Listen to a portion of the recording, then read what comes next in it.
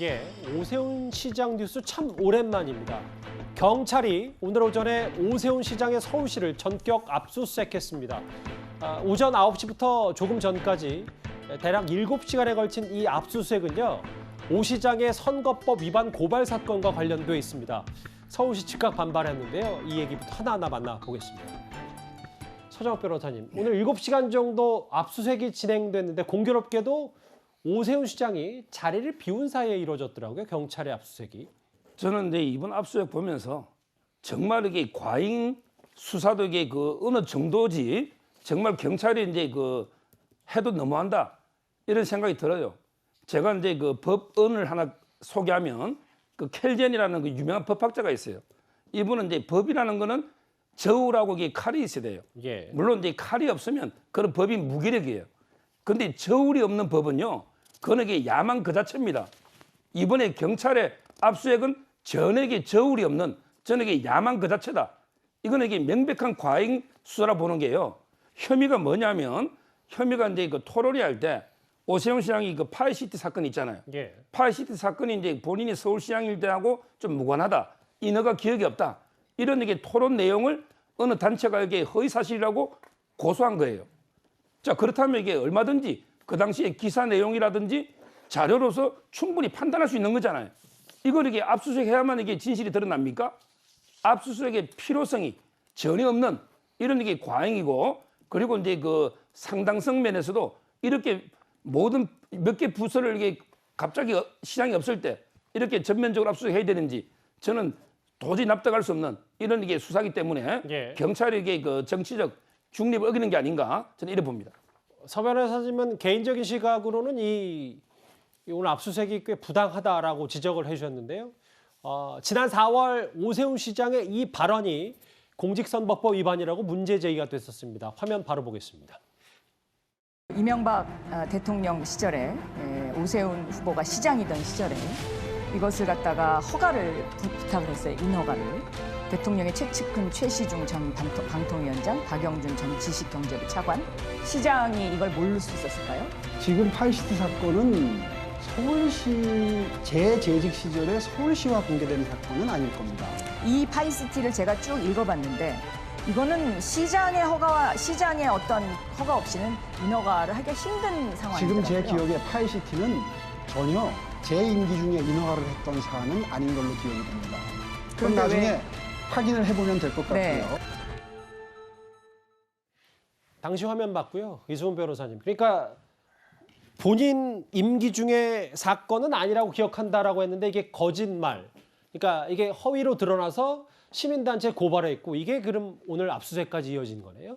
그렇습니다. 예, 과거 이제 4.7 재보궐선거 때 오세훈 시장이 어떤 박영선 후보의 물음에 대해서 파이시티 사건은 자신의 재직기관과 무관하다 이런 취지로 말했었는데 실제는 이명박 대통령 재적 시절에 본인이 서울시장 시절에 이런 복합유통단지가 개설됐거든요. 그런 측면에서 보면 본인이 관여하지 않았다.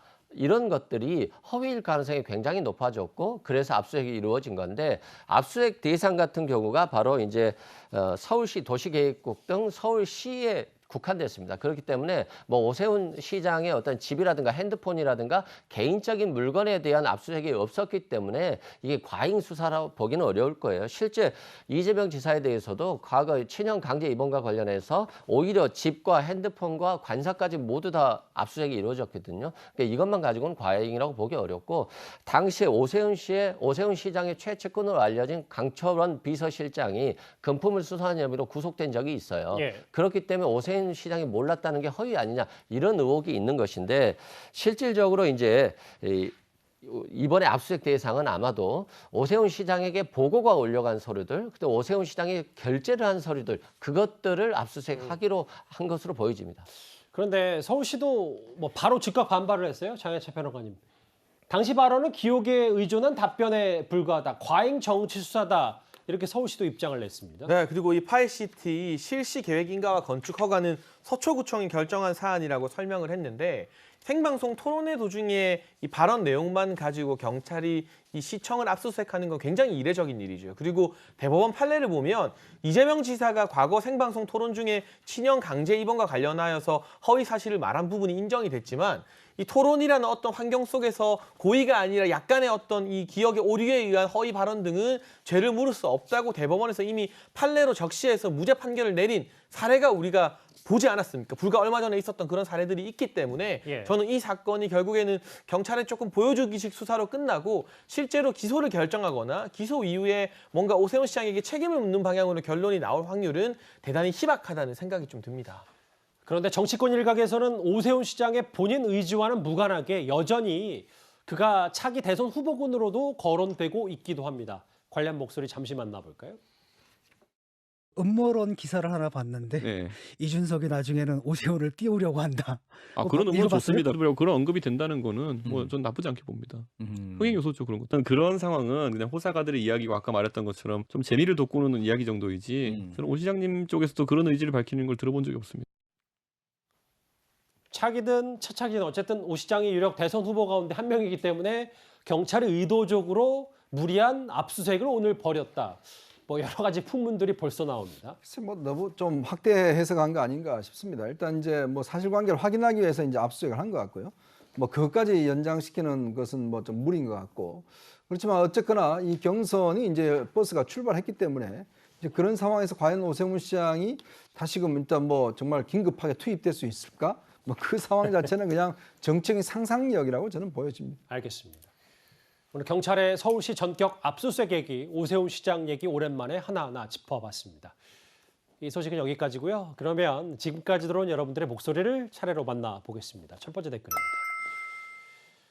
민주당 김승원 의원은 욕 아니라는데 윤호중 원내대표는 왜 싹싹 빌었나요? 라고 의문을 던지셨어요. 예. 국회의원들 탓하지 마세요. 우리가 뽑았잖아요. 우리가 죄송해요. 라고 자책하신 분도 있습니다. 또 볼까요? 송영길 대표 독단적으로 안 한다는데 법사위에서 새벽 4시에 강행 처리한 건 뭔가요? 예. 윤희숙 의원 사표 낸 것도 모르는 게 직무유기다라는 말씀도 해주셨고요. 마지막 보겠습니다. 자신 있다면 경선 룰보다는 여론이나 국민에게 지지받는 후보가 되세요. 역선택 논란에 한마디 하셨습니다. 오늘도 댓글 5개 감사드립니다. 다음 주제 세간을 떠들썩하게 하고 있는 이 사건 만나보겠습니다.